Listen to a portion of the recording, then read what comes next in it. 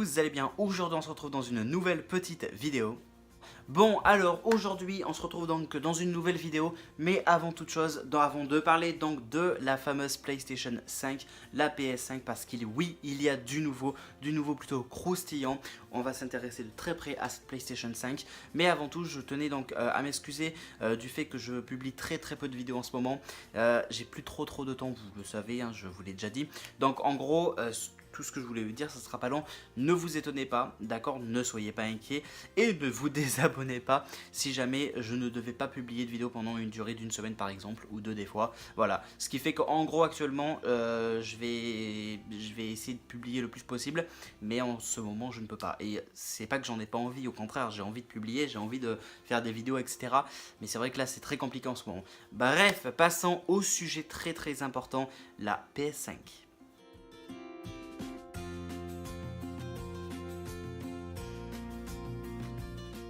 Et oui, vous vous en doutiez peut-être, mais ça y est, on en parle de plus en plus de la PS5 et forcément, effectivement, la PS5, elle arrive très vite, elle arrive très rapidement.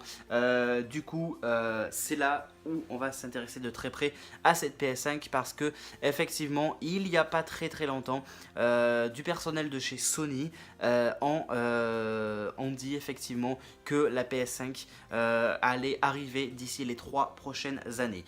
Ça a été dit en 2017, il y a eu des nouveautés en 2018, en 2019 aussi, bref, même là il n'y a pas longtemps donc, etc. Bref, encore, en gros, là, la PS5 pourrait sortir, la date maximale fixée serait donc l'hiver 2020. Donc à savoir que au final, la PS5 devrait sortir donc très vite. Si elle ne sort pas cet été, elle sortira peut-être cet hiver. Si elle ne sort pas cet hiver, elle sortira l'hiver prochain.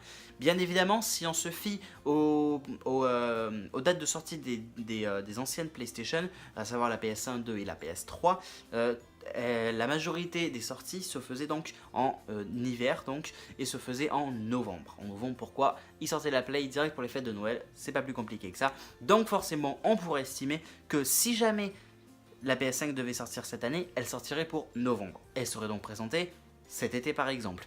Si ce n'est pas le cas, elle sera présentée l'été prochain, donc l'été 2020, et donc pourrait sortir novembre 2020.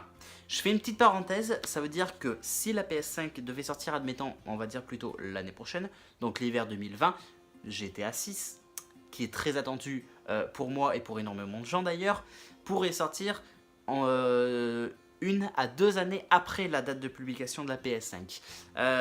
Par rapport donc au projet de chez Rockstar Games, par rapport au temps en moyenne qu'ils mettent pour développer un jeu comme GTA par exemple, ou même si on se fie au développement de Red Dead Redemption 2 par exemple, etc. Bref, donc en gros on pourrait se douter donc d'une PlayStation 5 pour 2020 ou 2019, le maximum donc vous l'aurez compris serait 2020.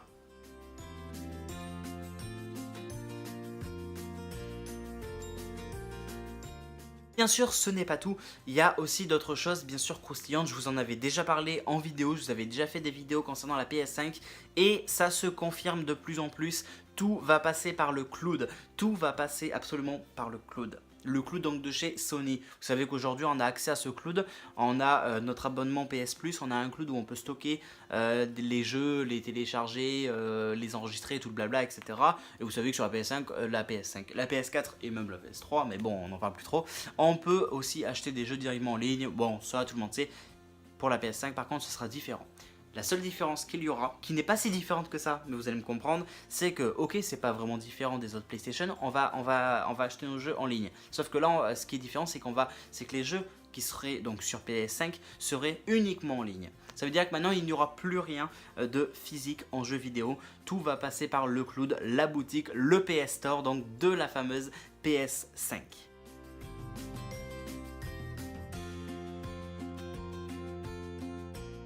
Troisième chose serait la rétrocompatibilité, c'est-à-dire, en gros, tous les jeux PS4 pourraient être, alors par contre ça c'est pas encore certain à 100%, mais effectivement tous les jeux PS4 pourraient être compatibles sur la PS5 et ce serait juste une bonne nouvelle, une très grande nouvelle. Pourquoi? Pour la simple et bonne raison que tous ceux qui possèdent une PS4 et qui ont déjà dépensé beaucoup d'argent dans beaucoup de jeux, ce serait un petit peu bête quand on passe de sur la PS5 de se retrouver à acheter tous les autres jeux, surtout si au final on veut acheter le même, mais du coup il faut l'acheter sur le format PS5. Ce serait dommage. Alors, ce serait dommage parce que effectivement, du coup, ça nous ferait perdre de l'argent. Mais d'un autre côté, au final, si les jeux seraient rétro-compatibles, donc jeux PS4 pour PS5, est-ce que la qualité changerait ? Est-ce que les développeurs remasterisaient entre guillemets par le biais d'une mise à jour ou autre, et encore ça risquerait d'être difficile, donc par rapport à la qualité de la PS5? Parce qu'admettons, vous allez jouer à GTA 5 qui est de base sur PS4, vous allez l'installer sur PS5. Ok, vous pourrez jouer, mais du coup par rapport à la qualité, comment ça va se passer? Ça c'est encore une grande question. Mais bien évidemment, la grande question c'est est-ce que c'est sûr que la rétrocompatibilité va être là? Pour l'instant, c'est point d'interrogation. Il y a beaucoup de chances qui sont de notre côté pour qu'elle y soit, mais c'est encore incertain. Alors, autre chose à savoir, c'est qu'effectivement, et ça a été confirmé par Sony, que la PS5 maintenant est en train donc de s'agenouiller pour faire face, pour laisser place plutôt donc à la PS5, et ça a été réellement confirmé, et c'est d'ailleurs le cas. On voit bien que maintenant la PS5, hein, elle commence à ramer un petit peu. Face donc à la PS5, à la PS4 pardon, qui rame, face à la PS5 qui est en train d'arriver, et donc ça, elle pourrait continuer de s'agenouiller si je puis dire, jusqu'en mars 2021 à peu près. Voilà, c'est. Alors, je sais qu'il y a plusieurs dates, là c'est assez compliqué de s'y retrouver, mais en gros, voilà. Petit à petit, la PS4 laisse place au final à la PS5 qui pourrait sortir peut-être avant 2021, mai 2021 est une date maximale pour que la PS4 continue de s'agenouiller, pour qu'il n'y ait plus de stock, pour qu'il n'y ait plus de production, tout blabla, tout blabla. En gros, voilà, je vous l'ai fait en rapidement, donc voilà.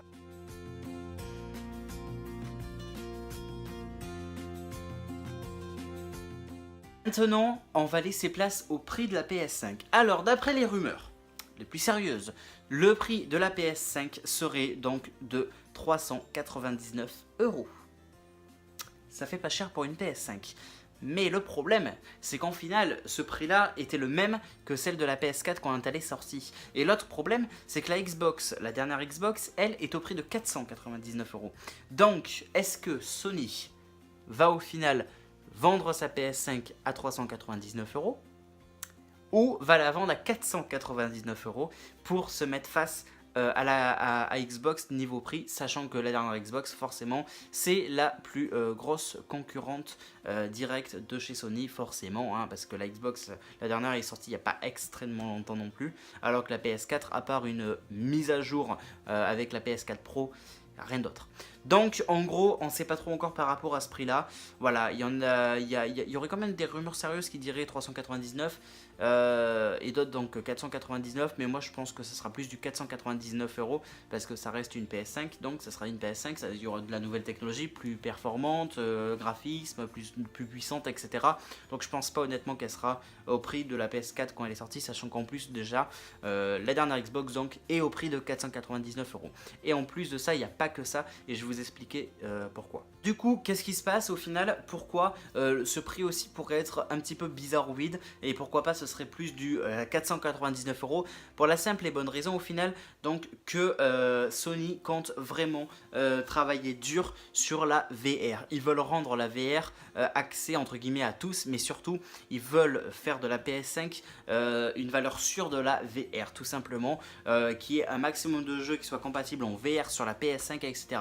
En gros, voilà, il n'y aura que de la VR pratiquement, si on peut dire ça comme ça. Donc forcément, ça c'est un autre coup, c'est une nouvelle technologie, c'est des améliorations surtout sur la technologie, etc. que la PS5 apportera. On pourrait aussi parler d'un prochain PSVR 2 de chez Sony qui n'est pas inexistant au final. Donc ça aussi c'est à voir, il accompagnera sûrement la PS5, mais une chose est sûre, le PSVR 2 s'il est prévu, il ne sortira pas en même temps que la PS5 parce que ça ne sera pas possible niveau économique par rapport à Sony. Pourquoi? Parce qu'il y a très peu de gens qui vont pouvoir se payer une PS5 et le PSVR en même temps. Ça fera quand même un coup. Plus les jeux à côté si vous en prenez. Donc ça fera encore un gros coup. Donc forcément c'est pour ça. Donc c'est pour ça également donc, que 399 € la PS5, je l'achète tout de suite. Parce qu'honnêtement j'y crois pas trop.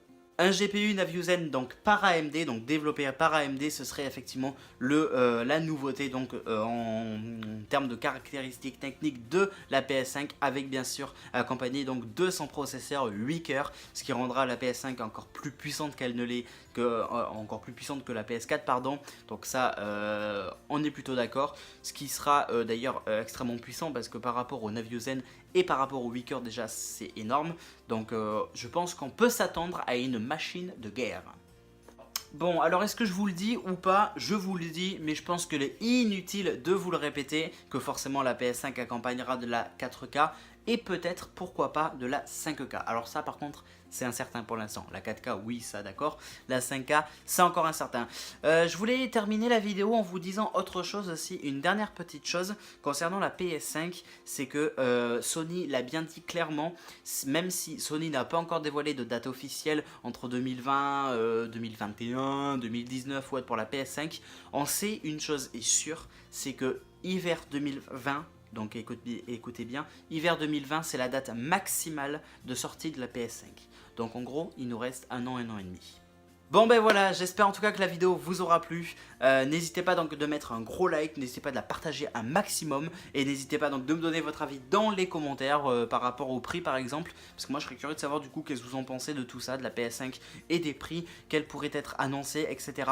Donc je compte sur vous pour partager, liker et commenter. N'oubliez pas de vous abonner si ce n'est pas déjà fait, sans oublier d'activer la cloche pour recevoir toutes les notifications. Et sans oublier également donc de me suivre sur Facebook, Twitter, Instagram, Snapchat et tous mes autres réseaux, mon PSN, etc. Tout est dans la description, je compte sur vous. Merci à tous d'avoir regardé cette vidéo. Salut tout le monde.